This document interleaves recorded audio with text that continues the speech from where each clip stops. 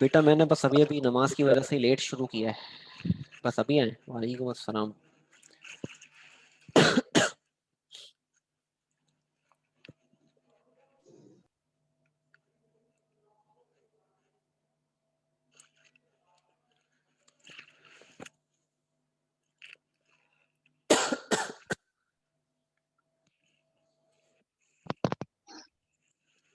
माशाल्लाह आज वो भी आए जो नहीं आ रहे थे।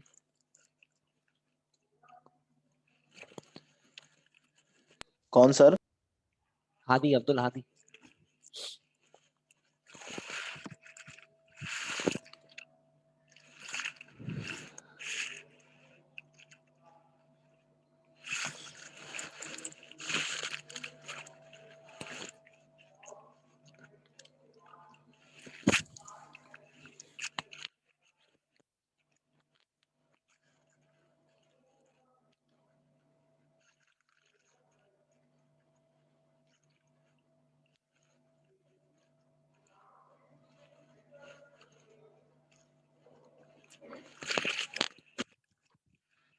अच्छा जी, आज नया चैप्टर शुरू करना है हमने, और चैप्टर नंबर 5 है उसका नाम। अभी हम देख लेते हैं।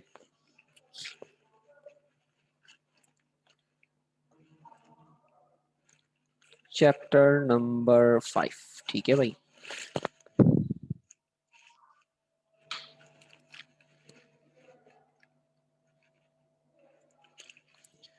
वालेकुम अस्सलाम सबको, वालेकुम अस्सलाम। भाई याद दिलाया करो, ठीक है ना? याद नहीं दिलाओगे तो कैसे भेजूंगा? ये अभी आपने अभी याद दिलाया मुझे।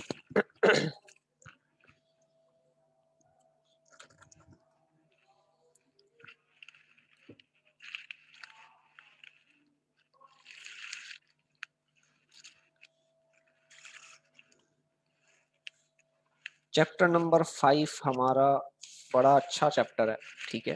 केमिकल बॉन्डिंग, ठीक है। बहुत इंटरेस्टिंग भी है, मजा आएगा पढ़ने में।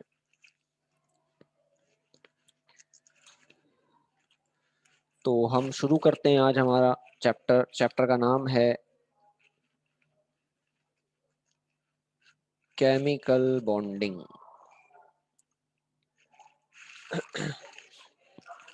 अच्छा जी, तो केमिकल बॉन्डिंग या केमिकल बॉन्ड, सबसे पहली चीज क्या है? इससे पहले सबसे पहले तो एक चीज जो हम सुन लें, वो क्या है? बॉन्ड। बॉन्ड किसे कहते हैं?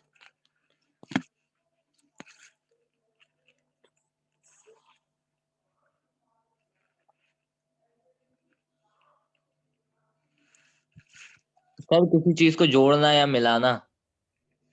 किसी चीज को जोड़ना या मिलाना, जैसे समद बॉन्ड है ना। समद बॉन्ड का काम क्या होता है? चिपकाना, ऐसा ही है, उसका नाम समद बॉन्ड है ना। तो वो क्या कर रहा है? जोड़ रहा है, मिला रहा है, ठीक है। बॉन्डिंग, जैसे फॉर एग्जाम्पल दो दोस्त हैं, उनके दरमियान एक बॉन्डिंग है ना। दो लड़कियां दोस्त हों या दो लड़के दोस्त हों, उनके दरमियान एक बॉन्डिंग होती है। हम अपने घरों की बात करें, हमारे घर में जो जैसे माँ बाप भाई बहन, उनसे हमारी एक बॉन्डिंग होती है। तो बॉन्डिंग क्या है? एक दूसरे से लिंक। बॉन्डिंग क्या है? एक दूसरे से लिंक। तो केमिकल बॉन्डिंग क्या है भाई? जब कोई कंपाउंड बनता है, जब कोई कंपाउंड बनता है, नया कंपाउंड जब कोई बनता है, तो उसे हम केमिकल बॉन्ड कहते हैं। उसे हम क्या कहते हैं? केमिकल बॉन्ड कहते हैं। अब केमिकल बॉन्ड कितने किस्म के? केमिकल बॉन्ड 4 किस्म के। कभी आपसे कोई पूछे ना कि how many types of chemical bond, तो आप कहोगे 4। केमिकल बॉन्ड कितने?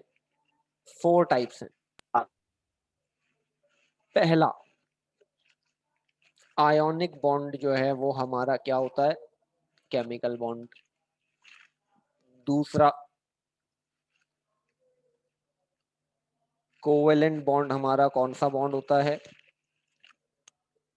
Chemical bond. तीसरा, कोऑर्डिनेट कोवेलेंट बॉन्ड होता है, जो हमारे पास कोर्स में नहीं है बट मैं आपको जरूर बताऊंगा। Coordinate covalent bond. और चौथा, मेटेलिक बॉन्ड। तो 4 तरह के केमिकल बॉन्ड्स होते हैं, ठीक है, 4 तरह के केमिकल बॉन्ड होते हैं और मैंने चारों तरह के केमिकल बॉन्ड लिखवा दिया आप लोगों को। Ionic bond, covalent bond, coordinate covalent bond और मेटेलिक बॉन्ड। अब अगर इनके अलावा कोई बॉन्ड होगा, जैसे हाइड्रोजन बॉन्ड होता है, इनके अलावा अगर कोई बॉन्ड है तो वो बॉन्ड कहलाता है, केमिकल बॉन्ड नहीं कहलाता, सॉरी, वो कहलाता क्या है, इंटरमोलिकुलर फोर्स कहलाती है, बट वो केमिकल बॉन्ड नहीं कहलाता, ठीक है। वालेकुम अस्सलाम। तो हमारे पास केमिकल बॉन्ड कितने टाइप के, 4 टाइप के, ठीक है। अब हमने शुरू करना है क्या, सबसे पहले तो आपको डेफिनेशन पता हो किसकी, केमिकल बॉन्डिंग की, कि व्हाट इज केमिकल बॉन्ड। तो हम क्या बोलेंगे, केमिकल बॉन्ड क्या है, डिफाइन कैसे करेंगे।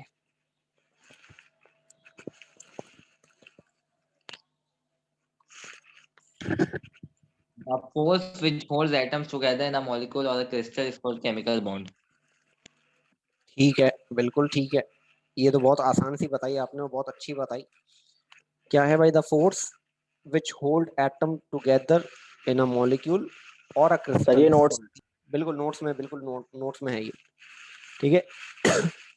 केमिकल बॉन्ड की डेफिनेशन क्या है भाई, कि एक ऐसी फोर्स जो दो एटम्स को रोके, ठीक है, दो एटम्स को रोके, या क्रिस्टल्स के अंदर, क्रिस्टल खैर बहुत आगे की बात हो गई, क्रिस्टल को हटा दें अगर हम, तो हम सिर्फ इतनी बात करें, the force which hold atom together in a compound और molecule is called chemical bond. और आसान कर दिया हमने, क्रिस्टल हटा दिया, ठीक है भाई। तो एक फोर्स जो रोक रही है किसको, दो एटम्स को, उसे हम क्या कहते हैं, केमिकल बॉन्ड, है ना। अब दो दोस्त हैं, अब दो दोस्त है तो उन दोनों दोस्तों के अंदर एक फोर्स है ना, जो उन्हें रोक रही है। अब फॉर एग्जाम्पल एक दोनों के दरमियान कोई लड़ाई हो गई, किसी एक ने क्या किया, सॉरी कर ली, तो क्यों की उसने सॉरी, उसके अंदर इतनी फोर्स थी तो उसने उसको होल्ड करने के लिए सॉरी कर ली। तो इसी तरह से हमारे अंदर पास दो एटम्स हैं, अगर दो एटम्स के दरमियान अगर कोई बॉन्ड बना है उसे हम क्या कहते हैं, केमिकल बॉन्ड। अब हमने सिर्फ और सिर्फ दो किस्म के बॉन्ड डिस्कस करने हैं, वो है आयोनिक और covalent.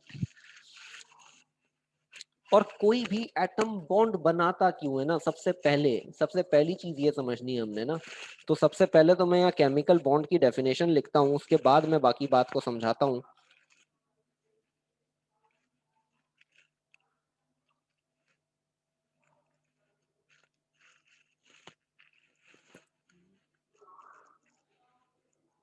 The force which hold atoms together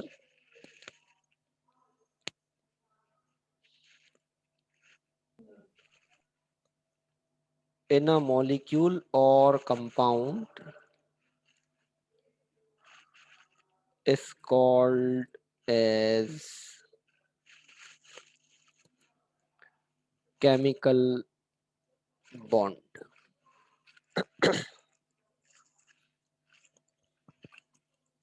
school वालों ने सारे पढ़ा दिए, हाँ हाँ है, कोऑर्डिनेट कोवेलेंट और डेटिव भी है। मैं जरा देख लेता हूँ ना कि रेड्यूस सिलेबस में क्या है।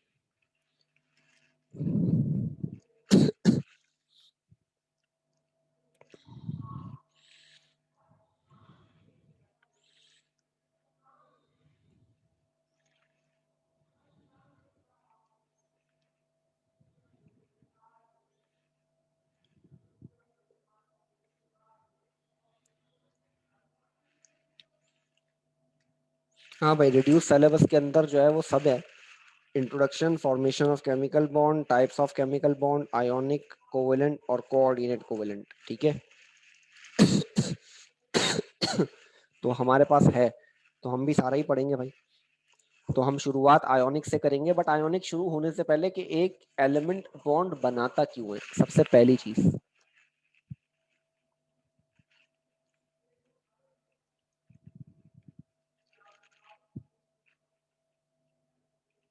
चलो मैं एक सवाल आप लोगों से करता हूं कि आप लोग पढ़ क्यों रहे हो।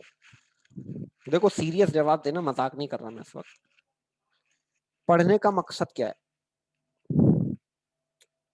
सर नॉलेज हासिल करने के लिए। अच्छा, इसके अलावा।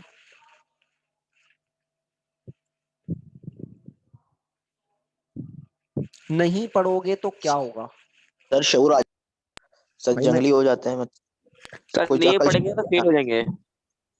सर अकल दूसरों को शऊर सिखाएंगे। आता। हाँ, जाहिल सर रहेंगे तमीज नहीं आती बिल्कुल। ठीक है भाई, सीधी सी बात। एक मकसद क्या होता बंदे है एक इंसान का, यानी आपके माँ बाप आपको पढ़ा क्यों रहे हैं? खासकर लड़कों की अगर मैं बात करूँ तो लड़कों को हम लड़कों को इसलिए के पढ़ाया जाता है कि भाई घर संभाल सके आगे चल के। वो कमा के पैसे लाएगा। ऐसा ही है, एक मकसद ये है पढ़ने का ना, कि अच्छी नौकरी हो जाएगी तो घर में पैसा अच्छा आएगा, हमारे हालात बदल जाएंगे। मेजॉरिटी लोगों की सोच ये ऐसा ही है, यानी स्टेबल हो जाएगा। स्टेबल होगा तो शादी होगी। हमारे यहाँ एक आजकल का अलमिया ये भी है ना, भाई कमाते कितना हो तो लड़की देंगे, इसीलिए कमा रहे हैं। ऐसा ही है। एक एक एक मैं हकीकत बता रहा हूँ, दुनिया की हकीकत बता रहा हूँ। कमा नहीं रहे होगे, शादी नहीं होगी, लड़की नहीं मिलेगी। ये सारी बातें इसलिए समझा रहा हूँ कि आपको एक अभी एक ऐसा पॉइंट लेकर आऊंगा जिसपे आपको वो जो मैं बात समझाना चाह रहा हूँ समझ जाओगे। तो हम पढ़ क्यों रहे हैं? ताकि हम स्टेबल हो जाएं। एक एटम केमिकल बॉन्ड इसलिए बनाता है ताकि वो स्टेबल हो जाए, क्योंकि वो अनस्टेबल है। फॉर एग्जाम्पल सोडियम की बात करूं, सोडियम के पास एटॉमिक नंबर है 11। इसका मतलब इसके पास इलेक्ट्रॉन कितने? 11। अब 11 इलेक्ट्रॉन है, ये स्टेबल नहीं है, ये स्टेबल नहीं है। ये क्या करेगा? मैं अगर इसके शेल्स बनाऊं, पहला शेल, दूसरा शेल, सर स्क्रीन नहीं चल रही आपकी। तीसरा शेल। चल गई होगी अब? हाँ अब चल। हाँ जी, वो इंटरनेट का मसला आ जाता है कभी कभी। अब मैं इसके इलेक्ट्रॉन्स की फिलिंग करूं तो पहला, दूसरा, तीसरा, चौथा, पांचवा, छठा, सातवां, आठवां, नवां, 10वां और ये 11। ठीक है।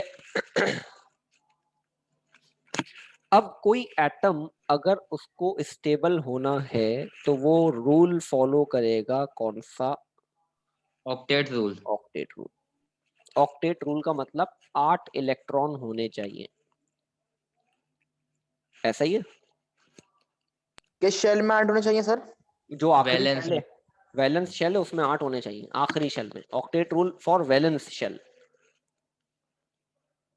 अच्छा वैलेंस शेल का मतलब हो गया भाई आखिरी शेल। ठीक है।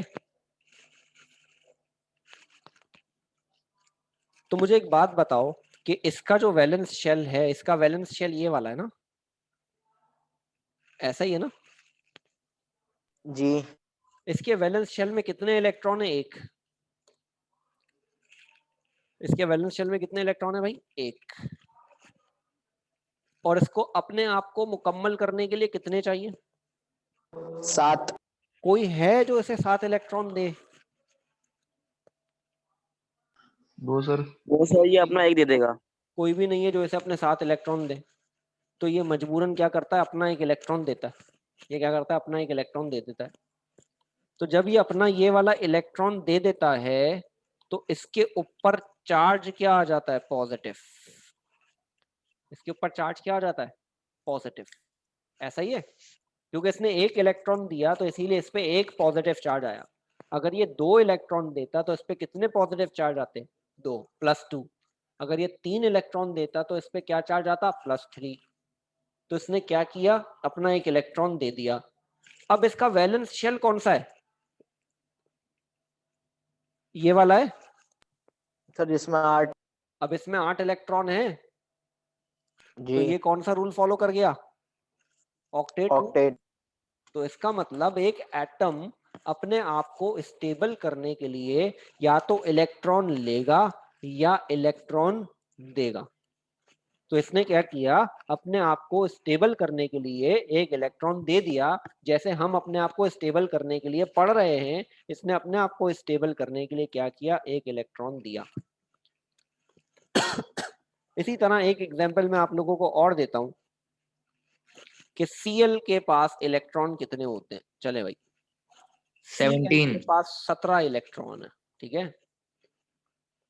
चले बनाता हूं मैं पहला शेल।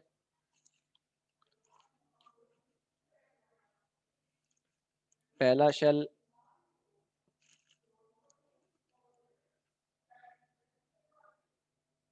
दूसरा शेल और तीसरा शेल। अब करते हैं इलेक्ट्रॉन की फिलिंग। इलेक्ट्रॉन की फिलिंग करते हैं भाई। इलेक्ट्रॉन की जब फिलिंग करेंगे तो हमारे पास पहले वाले में 2 आएंगे, तो 1 और ये 2, ठीक है। फिर 8 आएंगे तो 1 2 3 4 5 6 7 और ये 8। और फिर कितने आएंगे? 7 7। 1 2 3 4 5 6 और ये 7। अब इसका आउटर मोस्ट शेल ये है ना, इसके आउटर मोस्ट शेल में कितने इलेक्ट्रॉन है अभी? 7। और ऑक्टेट रूल को फॉलो करते हुए कितने चाहिए? 1 चाहिए। तो फॉर सपोज कि ऊपर जो सोडियम ने अपना 1 इलेक्ट्रॉन लॉस किया था, वो इलेक्ट्रॉन किसके पास आ गया? इसके पास आ गया। तो यानी इसने 1 इलेक्ट्रॉन क्या कर लिया? गेन। 8 हो गए। तो इसीलिए इसके ऊपर चार्ज क्या आ गया? माइनस। नेगेटिव। तो वो जो इलेक्ट्रॉन गेन करते उनके पास चार्ज क्या आ जाता है? नेगेटिव। और वो जो इलेक्ट्रॉन लॉस करते उन पे चार्ज क्या आ जाता है? पॉजिटिव। तो 2 चीजें हो गई। इसने अपने आप को स्टेबल करने के लिए इलेक्ट्रॉन ले लिया, उसने अपने आप को स्टेबल करने के लिए इलेक्ट्रॉन दे दिया, ठीक है। तो इलेक्ट्रॉन लेना और देना ये किस सोच पे करते हैं? ये ऑक्टेट रूल के हिसाब से। तो फॉर्मेशन ऑफ केमिकल बॉन्ड होती इसीलिए है, फॉर्मेशन ऑफ केमिकल बॉन्ड होता इसीलिए है कि एक एलिमेंट अपने आप को क्या करना चाहता है? स्टेबल करना चाहता है। तो इसीलिए या तो वो लॉस करता है या गेन करता है। अब जैसे इसने सर लॉस किया जी। सर हमें ये बोलेंगे स्टेबल करना है। मैं आपको अभी फॉर्मेशन के मुतालिक समझा रहा हूँ, अभी मैं आपको आगे लेके चल रहा हूँ ना कहानी। अभी तो सिर्फ शुरुआत हुई है फॉर्मेशन की, अभी तो सिर्फ बना रहे हैं। अब यहां से मैं आपको एक चीज समझाने जाऊंगा, वो क्या है कि अगर हमारे पास सोडियम क्या है? मेटल है ना, या नहीं है?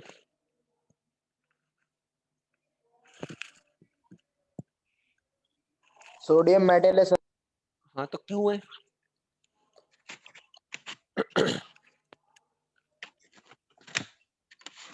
सोडियम मेटल इसलिए क्योंकि ये इलेक्ट्रॉन लॉस कर रहा है। इसने क्या किया देखो ना भाई, 11 में से 1 इलेक्ट्रॉन चला गया, प्लस चार्ज आ रहा है। प्लस चार्ज का मतलब क्या किया? Loss of electron. और जो लॉस करते हैं इलेक्ट्रॉन वो कौन होते हैं? मेटल होते हैं। क्लोरीन क्या होगा? नॉन मेटल होगा। क्यों? क्योंकि नॉन मेटल क्या करते हैं? इलेक्ट्रॉन गेन करते हैं। इसने क्या किया? इलेक्ट्रॉन लिया, तो इसीलिए ये क्या है? नॉन मेटल, ठीक है। तो मेटल और नॉन मेटल पिछले चैप्टर में पढ़ाया है मैंने। तो अगर मेटल और नॉन मेटल मिले, जैसे इस पे पॉजिटिव चार्ज, इस पे नेगेटिव चार्ज, तो जब ये पॉजिटिव और नेगेटिव चार्ज आपस में क्या करेंगे? अट्रैक्ट करेंगे।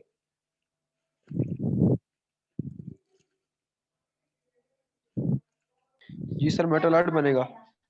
है ना भाई? नहीं बनेगा मेटलॉइड यार। भाई पॉजिटिव और नेगेटिव आपस में क्या करेंगे? अट्रैक्ट करेंगे। जब ये पॉजिटिव और नेगेटिव आपस में एक अट्रैक्शन होगी, तो इस अट्रैक्शन की वजह से जो बॉन्ड बनता है उसे आयोनिक बॉन्ड कहते हैं। पॉजिटिव और नेगेटिव के अट्रैक्शन की वजह से जो बॉन्ड बनता है वो क्या कहलाता है? Ionic bond. तो आयोनिक बॉन्ड कब बनता है? जब एक कंप्लीट ट्रांसफर कर दे अपना इलेक्ट्रॉन और दूसरा उसे गेन कर ले और आइंस बना ले, पॉजिटिव और नेगेटिव, और उनके दरमियान एक अट्रैक्शन हो। उस अट्रैक्शन को हम क्या कहते हैं? आयोनिक बॉन्ड कहते हैं। समझ आई भाई थोड़ी सी बात? मैं इसीलिए लंबी कहानी लेकर आया और आयोनिक बॉन्ड समझाया मैंने।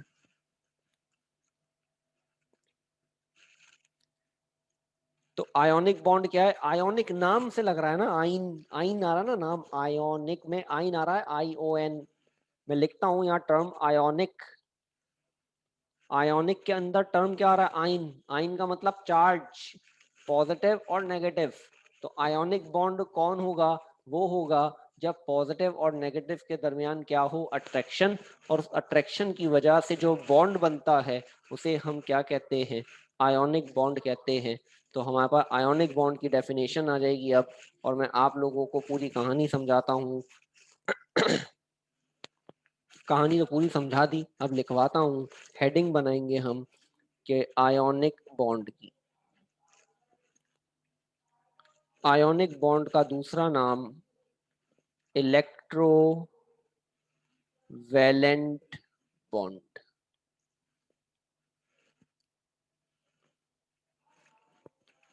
आयोनिक बॉन्ड का दूसरा नाम क्या है भाई? Electrovalent bond.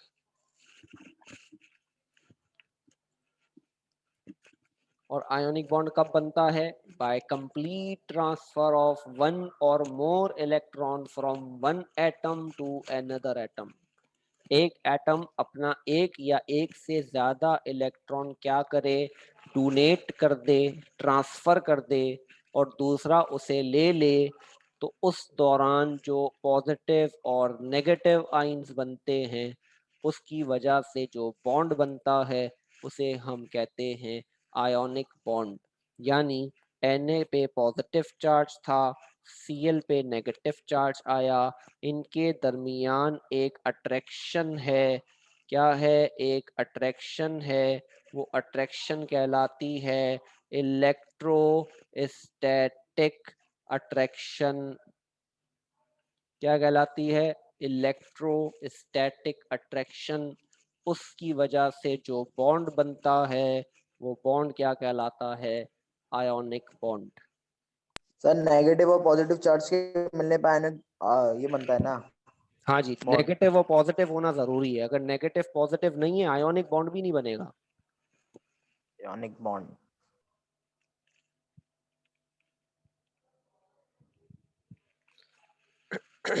तो मैं आपको यहाँ दो एग्जाम्पल दूंगा। एक तो मैंने आपको दे दी ना, सोडियम की और क्लोराइड की। तो जो NaCl बनेगा, यानी कौन बनेगा? NaCl। NaCl नमक कौन है? Sodium chloride. घर में जो इस्तेमाल हो रहा है वो एक आयोनिक बॉन्ड बनाता है, यानी वो एक आयोनिक कंपाउंड है। कौन सा कंपाउंड है भाई? आयोनिक कंपाउंड है NaCl।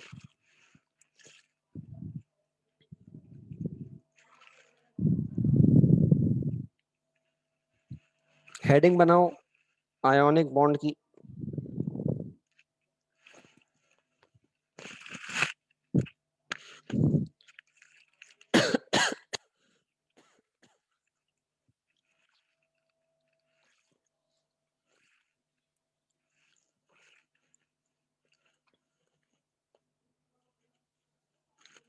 राफे कब से आया हुआ है, उसको माइक ही ऑन नहीं किया उसने।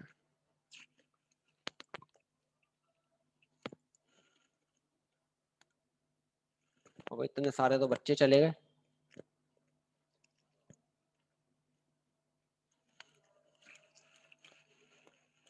चले भाई, डेफिनेशन लिखते हैं आयोनिक बॉन्ड की। A complete transfer of one और more electron from one atom to another atom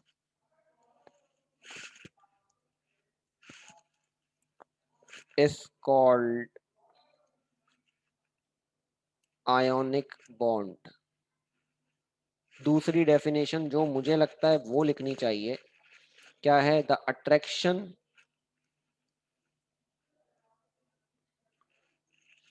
between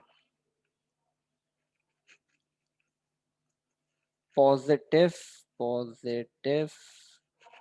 and negative ions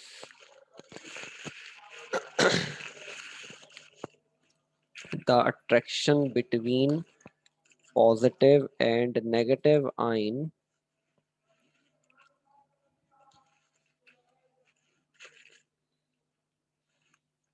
that binds together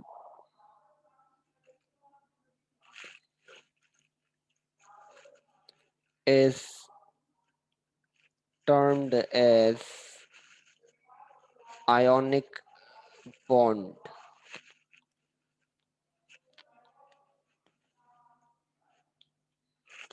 ठीक है, तो दो डेफिनेशन हो गई।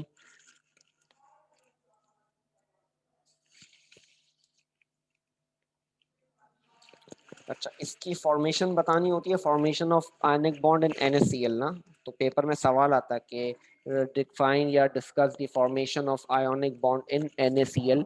तो अब हम अगली बात करते हैं, हेडिंग बनाओगे आप। अगली कोई क्लास है इसके बाद?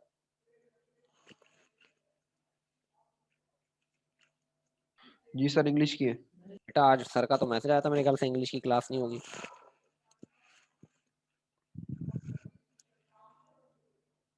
सर पता नहीं सर, अभी हमें तक तो पता नहीं चला। जी जी बेटा, बिल्कुल गैस पेपर जैसा ही होगा। जी सर, नहीं होगी आज, मैसेज आया है।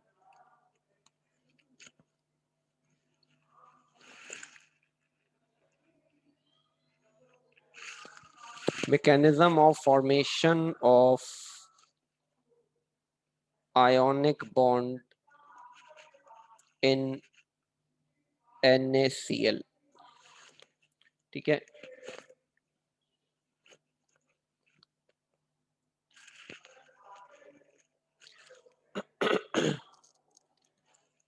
भाई मैं MgO भी कराऊंगा, मैं NaCl और MgO दोनों कराऊंगा। ठीक है, वैसे ज्यादातर NaCl ही आता है, बट अगर आ गया MgO तो फिर गालियां दोगे ना, इसलिए मैं MgO भी कराऊंगा।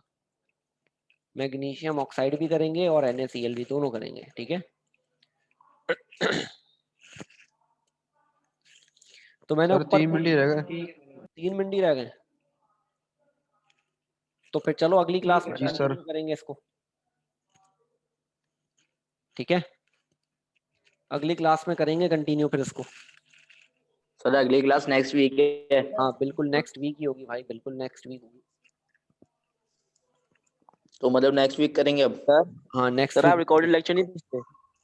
भाई, रिकॉर्डेड लेक्चर 8 सारे भेज दूंगा ना, Thursday Friday okay Saturday. Sir. ठीक है, सर यूट्यूब पे? नहीं यूट्यूब पे नहीं भेजूंगा, ये बिलावल ने ग्रुप बनाया ना, वो ग्रुप में ऐड हो जाओ और जी वहीं जी पे सर, भेज उसमें मैं हूँ। हाँ उसमें मैं हूँ। ठीक है, ओके सर, ओके। चलें, अल्लाह हाफिज। सर जी, सर मेरे पास सेक्शन बी के लड़के नहीं है। सेक्शन बी में बेटा मजहर आप हो ना, आप जो है वो उनके नंबर ले लो बच्चों से और कर लो ऐड उनको। आप ये मजहर को बोल रहे हैं, मुझे बोल रहे हैं? मैं मजहर को बोल रहा हूँ। ठीक है। बेटा माहिरा, मैंने सोबिया को बोला था बनाने के लिए ना, तो बेटा सोबिया आप बना लो ना, और माहिरा से राब्ता कर लेना बेटा। या आप एक काम करें सर ना, मेरे आप, पास इनका नंबर नहीं है। हाँ तो आप एक काम करें, आपके पास किसी का भी नंबर नहीं है? नहीं, सुमैया आमना का है।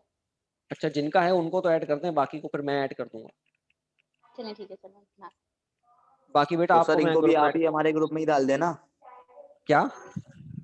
इनको भी, लड़कों को भी आप हमारे वाले ग्रुप में ही डाल दें, एक में ही। हाँ बेटा, लड़कों को एक ग्रुप में बनाऊंगा, लड़कियों का अलग ग्रुप बनाऊंगा। ठीक है अरे मैं तो 9B के लड़के हैं, उन्हें भी इसी ग्रुप में डाल दें। आपको बेटा, एडमिन मुझे बना दिया पता था है ना, मैंने। जाहिर सी बात है, पर जब 9B के बच्चों को आपके साथ, 9B के लड़कों को जब आपके साथ ऐड करूंगा, तो ऑब्वियस सी बात है 9B की लड़कियों का और 9A की लड़कियों का एक ही ग्रुप बनाऊंगा। इतनी अकल तो मेरे अरे अंदर मैं भी है। बोल क्या रहा हूँ सर, आप सुन क्या रहे हैं? सर आपने बिलावल उन कह रहे हैं कि आप 9B के लड़कों को भी उन्हीं के ग्रुप में ऐड कर ले जो हाँ उनका हाँ बना हुआ है। हाँ, तो बेटा यही करूंगा ना, मैं यही तो कह रहा हूँ कि 9B के लड़कों को आप ही के ग्रुप में ऐड करूंगा। अब आप समझे। हाँ तो मैं भी तो यही कह रहा हूँ। आपने उसको बोला है कि अपना नंबर जो है लेकर नया ग्रुप बना लो। मैंने ये नहीं बोला, मैंने बोला बेटा अपना नंबर मुझे सेंड करो ताकि मैं ग्रुप में ऐड करूँ। मकसद ये अच्छा, है ऐसा कहने बोला है का, जैसा बोला। मकसद ऐसा ये था। ठीक है, नंबर होगा ही तो ऐड होगा ना। चलें ठीक है सर। चलें ओके अल्लाह हाफिज, अल्लाह इंशाल्लाह नेक्स्ट वीक मिलेंगे अब। इंशाल्लाह अल्लाह हाफिज सर। अल्लाह